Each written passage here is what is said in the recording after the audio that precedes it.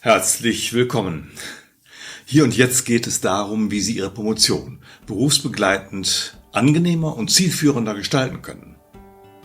Ihr Beruf und die Wissenschaft sind nicht immer eng miteinander verknüpft und als Berufstätige stehen Sie vor besonderen Herausforderungen, Ihre wissenschaftlichen Ambitionen mit dem meist ganz anderen Arbeitsalltag in Einklang zu bringen. Wie lohnend wäre es doch, parallel an der eigenen Dissertation arbeiten zu können. Aber, manches passt daran, so manchen nicht. Mein Ziel ist es, Lösungen für 3 typische Probleme berufstätiger Doktoranden zu finden. Erstens die Herausforderung, ein fesselndes Forschungsthema zu identifizieren. Zweitens das zunehmende Misstrauen gegenüber Universitäten und deren Strukturen, bedingt durch Fälle von fehlerhaften Promotionen und suboptimaler Betreuung. Drittens die Frage, wie man außerhalb des Universitätssystems eine adäquate wissenschaftliche Betreuung finden könnte. Ich werde Ihnen praktische Lösungsansätze vorstellen, um unabhängig von etablierten Institutionen promovieren zu können und dabei natürlich auch den beruflichen Verpflichtungen weiterhin gerecht zu werden. Mein Fokus liegt dabei auf mehr Freiheit in der Wissenschaft, damit Sie Ihren eigenen Weg zur Promotion erfolgreich meistern können. Egal, wie berufserfahren Sie sind und Ihr Wissen vertiefen wollen oder ob Sie als Quereinsteiger über akademische Grenzen hinausdenken. Heute richten wir unseren Blick auf Flexibilität, Eigeninitiative und Leidenschaft für die Forschung, um Möglichkeiten zu sichten, womöglich den akademischen Grad des Doktors zu erreichen. Ich möchte mich wie üblich kurz vorstellen. Meine Schätze liegen nicht in Tresoren, sondern in den Erfahrungen und der Freude an meiner Entscheidung für die Promotion. Mit über 30 Jahren gründete ich damals eine Medienproduktionsfirma. Dann brachte mich meine Schwester auf die Idee der Promotion. Sie sagte, wie wäre es mit einer größeren, längerfristigeren Geschichte? Das war mein Startschuss. Trotz anfänglicher Zweifel machte ich mich auf den Weg zur Uni in Nijmegen, Niederlande, wo ich mehr Wissenschaft erlebte als sonst in Deutschland. Nach der Promotion wechselte ich beruflich bald von der Medienproduktion zur Hochschullehre und Forschung. Jetzt arbeite ich weiter in der Betreuung von berufstätigen Doktoranden. Ich kenne aus eigener Erfahrung die Herausforderungen, vor denen sie stehen und ziehe meinen Hut vor ihrer Entscheidung, sich wissenschaftlich zu vertiefen. Respekt. Die 3 Probleme, die wir lösen wollen, hatte ich eingangs schon genannt. Schauen wir sie uns näher an. Erstes Problem, das passende Thema zu finden. Die Herausforderung besteht darin, ein wirklich interessantes Thema zu wählen, das persönlich relevant ist. Es sollte nicht nur den Forschungsauftrag der Universität erfüllen, sondern vor allem authentisch und eigenständig realisierbar sein. Die Fähigkeit, ein eigenes Forschungsthema zu erkennen und zu formulieren, haben wir zuvor im Studium oft noch nicht gelernt. Wie also finde ich ein solches Thema? Dazu später mehr. Zweites Problem: durchwachsene Erfahrungen mit Universitäten. Viele von Ihnen haben verschiedene Strukturen von Fachhochschulen und Universitäten erlebt. Beide ähneln sich in ihren Mängeln.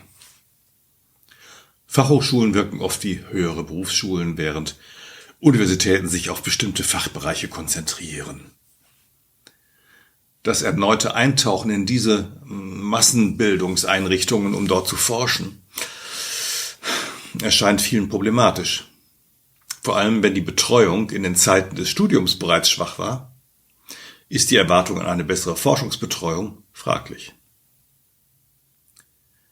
Die Folgen von eigenen Fehlern in der Dissertation können den eigenen Doktorgrad noch jahrelang gefährden, während Professoren als Prüfer in der Regel keine Konsequenzen fürchten müssen.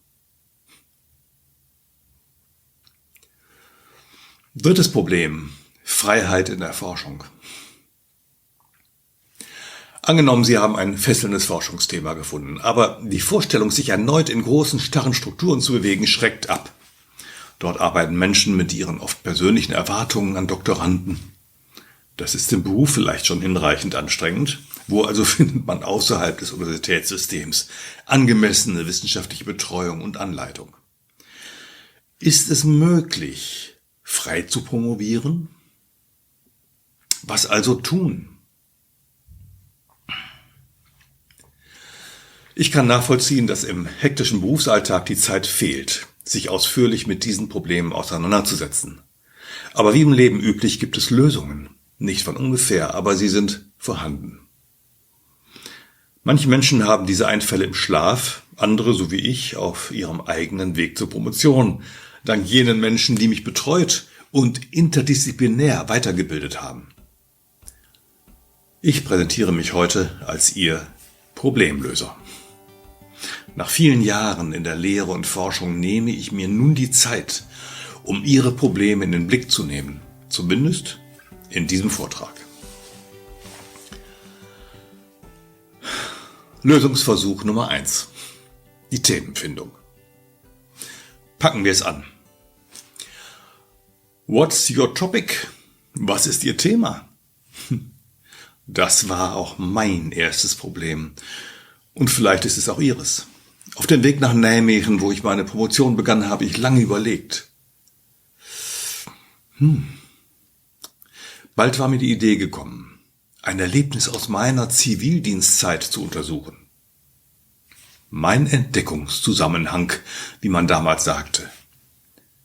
Das war entscheidend für meine Themenwahl. Später als Dozent half ich hunderten Studierenden, ihre eigenen Themen zu finden. Die brauchten das ja auch schon fürs Diplom, für den Bachelor, den Master. Dazu entwickelte ich ein System, das die Grundbausteine jeder wissenschaftlichen Arbeit nutzt. Heute biete ich ein einführendes Coaching an, das Ihnen helfen kann, Ihr Forschungsthema zu identifizieren.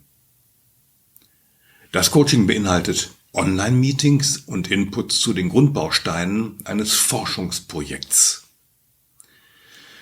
Sie erhalten aber nicht bloß ein Produkt, also einen Online-Kurs oder ein Buch, sondern im Gespräch erarbeitet einen Werkzeugkasten für mehr Forschungskompetenz. Die Lösung für Problem Nummer 1. Damit können Sie selbstständig Ihre Themenidee an Universitäten Ihrer Wahl vorschlagen und dann mit Begeisterung daran arbeiten. Dieses Fundament ist entscheidend, um erfolgreich und unabhängig zu promovieren. Lösung Nummer 2. Vertrauen in mehr Freiheit. Ich hoffe, Sie sind nun neugierig auf weitere Lösungen. Jetzt geht es um das zweite Problem, Misstrauen gegenüber Universitäten. Große, graue Gebäude erinnern mich oft an Schulen oder Gefängnisse. Aber in Nijmegen, wo ich promovierte, war das anders.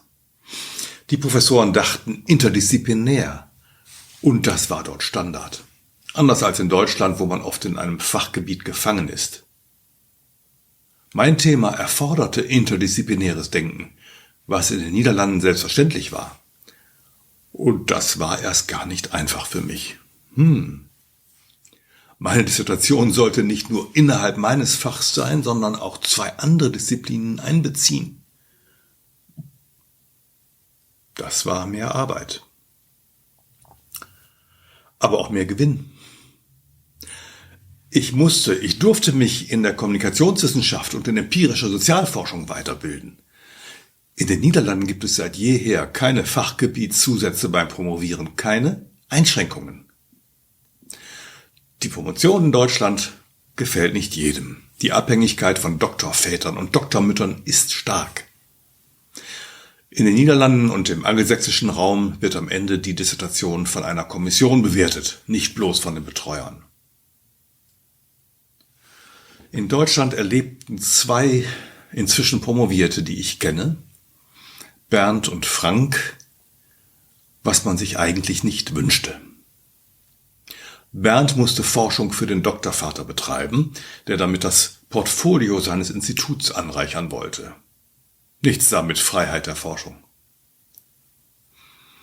Und Frank wurde wie eine Hilfskraft behandelt. Er konnte zwar seine Untersuchung, sein Thema realisieren, war aber viel zu oft in Anspruch genommen, um die Lehrstunden seines Professors zu übernehmen. Und er drängelte dann aber auch noch auf baldige Fertigstellung. Die notwendige Betreuung war in beiden Fällen eher lückenhaft. Wenn Ihr Thema steht, Problem Nummer 1, also gelöst ist, biete ich auch Lösungen für Nummer 2, denkbares Misstrauen gegenüber deutschen Universitäten.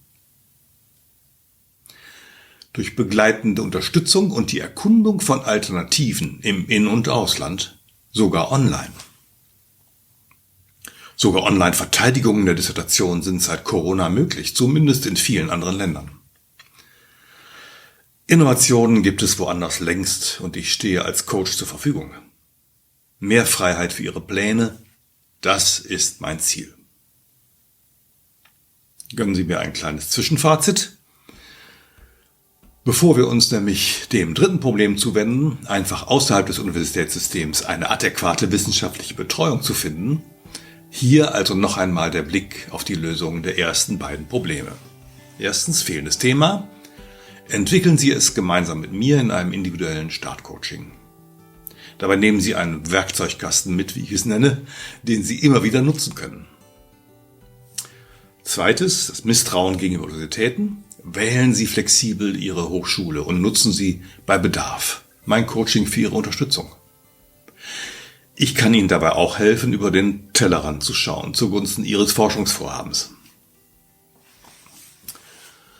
Ja, jetzt kommen wir zum dritten Problem, das besonders spannend wird. Eine freie Promotion. Alles wirkt eng. Wo kann man frei promovieren? Warum gibt es eigentlich keine freien Hochschulen? Es gibt doch auch freie Kitas und freie Schulen. Auf diese Warum-Frage gehe ich nicht weiter ein. Meine Antwort lautet, geht nicht, gibt's nicht, denn ich habe selbst bereits viele Freiheiten erlebt und wahrnehmen können. Hier sind 4 Ansätze. Der erste ist eine freie Universität, die ohne Genehmigungen seit Jahrzehnten arbeiten kann. Ein Beispiel für selbstgeschaffene Freiheit. Zweite ist freies Promovieren im Ausland. Dort finden sich hier und da Möglichkeiten für freieres und doch offizielles Promovieren. Dritte Möglichkeit, überraschende Promotion in Deutschland. Eine Doktorandin reicht ihre fertige Dissertation erfolgreich ein, nach langer und guter Vorbereitung. Vierte Möglichkeit, ganz freies Promovieren ohne Doktorgrad. Eine Option, halt ohne den formellen Abschluss. En Detail. Erstens das Beispiel außerhalb der etablierten Unis, einen Weg zu finden. Eine freie Universität mit individuellem Lernen, der begegnete ich schon vor vielen Jahren. Der Rushmore University, an der man einen Master machen und sogar promovieren kann. Vor über 20 Jahren gründete Michael Cox diese freie und bewusst nicht akkreditierte Universität als Antwort auf das seiner Meinung nach festgefahrene Universitätssystem. Hier können Studierende ihre Fächer in der Ausrichtung selbst bestimmen, während die vorgegebenen Fächerbezeichnungen viel Flexibilität dafür bieten. Fachprofessoren halten dort keine Vorlesungen, sondern stellen Aufgaben und nehmen Prüfungen ab, immer als schriftliche Arbeiten. Alles läuft online ab. Obwohl die Universität wenig wissenschaftlich erfahrenes Personal hat, ist die Grundidee wertvoll. Lernen und forschen lassen, was jemand selbst wirklich interessiert, was er wirklich selbst lernen will. Auch wenn dieser Abschluss in vielen Ländern gar nicht anerkannt wird, kann diese Erfahrung wertvoll sein. Für Interessierte biete ich vergleichbare Möglichkeiten an. Details dazu in wenigen Minuten. Zweites Beispiel, eine Universität in Asien, an der auch Deutsche offiziell promovieren können. Diese Uni ermöglicht berufstätigen Menschen ein Promotionsstudium ohne Präsenzverpflichtungen und ohne Reiseaufwand. Der erlangte PhD ist international anerkannt und kann in der Muttersprache erarbeitet, eingereicht, geprüft und verteidigt werden. Er kann sogar als Doktor geführt werden, wenn jemand diese Abschlussbezeichnung mehr mag. Doch für einige, die stark von deutschen Denkweisen geprägt sind, mag dies herausfordernd sein. Ein Promotionsabschluss von dort kann in Deutschland geführt werden, erfordert jedoch einen Herkunftszusatz auf dem Briefpapier oder der eigenen Website. Auch die Eintragung in deutsche Ausweispapiere ist dann nicht möglich. Dort wurde bewusst kein Platz für Zusätze geschaffen. Dennoch zeigt dieser Weg eine gute Möglichkeit für einen globalen Blick und eine weltbürgerliche Perspektive. Freies Denken bedeutet, die Vorteile zu sehen und die gewohnten Denkmuster zu überwinden. Namen ändern sich durch den Doktorgrad ohnehin nicht. Und andere Länder empfinden die deutsche Praxis der Titelführung mit oder ohne Zusatzangaben und gar noch mit Eintragung in die Ausweispapiere als eigenartig. Im Fokus sollte der akademische Erfolg stehen und der deutsche Doktorkult mag einem doch egal sein. Das Promotionsprogramm muss staatlich anerkannt und akkreditiert sein und die Prüfung muss auf wissenschaftlicher Leistung beruhen. Diese Bedingungen gelten, um diesen Abschluss ohne Probleme in Deutschland führen zu können. Sie sind erfüllt, ich selbst arbeite da auch mit in der Promotionsbetreuung. Und aus meiner Sicht ist das Programm qua Qualität gleich auf mit dem, was ich in den Niederlanden erlebt hatte. Drittes Beispiel. Eigener Weg zur Promotion. Mein niederländischer Kollege Alexander und ich, wir betreuten von 2010 bis 2016 eine Doktorandin aus Deutschland in Utrecht, also in den Niederlanden, die ein interessantes Thema gewählt hatte. Obwohl sie die Zustimmung des Promotionsausschusses eingangs zu ihrem Startexposé erhalten hatte, gelang es ihr in den Jahren nicht, eine Verbindung zwischen ihrer Literaturstudie, am Anfang einer jeden Forschung, und ihrer empirischen Untersuchung herzustellen. Sie betonte den empirischen Teil als ihre eigentliche Forschung. Einen Rückbezug mit Folgerungen auf den eingangs erstellten Stand der Forschung hielt sie für überflüssig. Und wir konnten nichts machen. Das war für uns noch nicht promovierbar. Tja. 5 Monate nach unserem letzten Gespräch erhielt sie ihren Doktortitel von einer deutschen Universität, indem sie dort ihr von uns nicht akzeptiertes Manuskript ohne Veränderungen einreichte. Alexander und ich waren zuerst überrascht, aber dies zeigte erneut, dass wir unseren Doktoranden in Utrecht wohl doch einen Mehrwert bieten konnten. Was bedeutet das für Sie? Eigener Weg zur Promotion? Wenn Sie frei promovieren wollen, können Sie doch Ihr eigenes Forschungsprojekt durchführen und dabei durch gründliche Betreuung meinerseits einen Weg wählen, der möglicherweise mit einem Doktorgrad belohnt wird. Genauso könnten Sie Ihre Forschung realisieren und dann eine Universität finden, die Interesse an Ihrer Arbeit hat. Die Kandidatin im Beispiel von eben hat bewiesen, dass es möglich ist, formell promoviert zu werden, ohne jahrelange Betreuung an der verleihenden Universität. Dies ist nicht grundsätzlich an allen Unis in Deutschland möglich, aber ich kenne einige, bei denen es funktioniert. Wirklich frei zu promovieren wird so möglich. Diese Wege können zur offiziellen Promotion führen, wenn Sie sie geschickt nutzen und den letzten Schritt durch das Portal einer Universität machen, die Ihre Dissertation annehmen möchte. Sie fragen sich bestimmt schon, was mich auch erstaunt hatte, warum würden Universitäten hierzulande eine Arbeit ohne dortige jahrelange Betreuung eigentlich annehmen? Nun, jede weitere erfolgreiche Promotion stärkt den Ruf der Universität als forschungsstark und trägt zur Finanzierung bei. Es sei Ihnen gegönnt. Warum also nicht mit meiner Unterstützung den Weg zur freien Promotion gehen, am Schluss an einer deutschen Uni? So, und nun 4. ganz frei promovieren, ohne Doktorgrad. Wie soll das gehen, werden Sie sich fragen. Könnte ich Sie denn promovieren ganz frei? Wir müssen mal eben den Duden bemühen, um zu erkennen, was in Deutschland gemeint ist, wenn von Promovieren die Rede ist. Laut Duden gibt es mehrere Bedeutungen. Die Doktorwürde erlangen und ebenso über ein bestimmtes Thema eine Dissertation schreiben. Außerdem jemandem die Doktorwürde verleihen und jemanden fördern, unterstützen. Promovieren. Wenn ich Ihnen vorschlage, ganz frei zu promovieren, dann ist die zweite Variante gemeint, das Schreiben einer Dissertation, also das Anfertigen eines Forschungsberichts, wie man es auch nennt.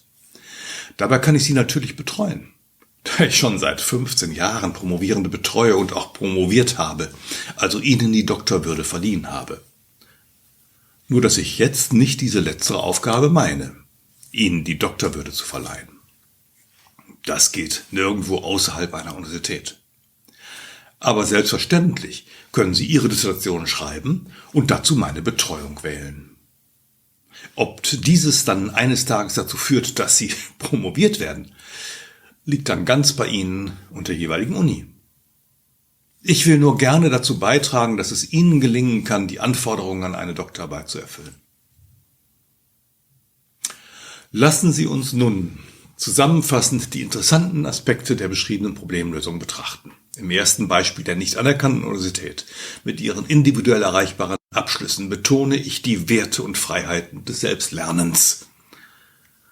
Wen die Anerkennung seiner Abschlüsse nicht kratzt, der kann dies als einen Weg zur freien Promotion sehen. Ein PhD kann man dort sogar bekommen. In Deutschland ist er nicht führbar, in anderen Ländern schon. Es kommt eben darauf an, wo man lebt. Im zweiten Beispiel habe ich Ihnen von dem Promotionsprogramm aus Asien berichtet. Viele Deutsche zögern, dort zu promovieren, wegen dem vom deutschen Recht auferlegten Zwang zur Herkunftsangabe. In kaum einem anderen Land der Welt ist das üblich und weil sie trotz anders lautender Rechtsprechung glauben, sie hießen nach der Promotion Frau oder Herr Doktor und das müsse daher im Ausweis eingetragen werden. Ein typisch deutscher Mythos, der nicht aussterben mag. Frei promovieren. Das bedeutet, wir könnten doch mal mehr über die Freiheit des Promovierens nachdenken und uns nicht von engen Rahmenvorgaben in Deutschland nerven lassen. Der Blick über den Tellerrand kann bereichernd sein und der Weg, der sicher einige Jahre erfordert, er soll uns Freiheit schenken können. Im dritten Beispiel erfahren wir, dass in Deutschland auch mit anderswo entstandenen Dissertationen promoviert werden kann. Dies bietet die Möglichkeit, eigenständig zu forschen, selbstverständlich ohne Ghostwriter. Und das deutsche Promotionssystem vorerst noch zu vermeiden und danach vielleicht zu nutzen. Oder ein anderes. Erst mal ausprobieren, ob man es denn auch überhaupt schaffen könnte. Ich lade Sie ein, frei zu promovieren, sei es an einer Universität oder durch freie Publikationen Ihrer Arbeit. Ich biete Unterstützung bei der Themenfindung durch Probearbeiten und bei Ihren eigenen Forschungsideen und Projekten an. frei-promovieren.de heißt meine Plattform daher. Und wer sie wahrnehmen will, kann sich mit anderen Mitgliedern im Forum austauschen und von Tagungen profitieren. Besuchen Sie die Website frei-promovieren.de für weitere Informationen. Ja, vielen Dank für Ihre Aufmerksamkeit und Geduld bis zum Ende. Falls Sie mehr wissen möchten, schreiben Sie mir gerne eine E-Mail oder vereinbaren Sie ein kostenloses Online-Gespräch. Also auf bald. Ich freue mich auf Sie.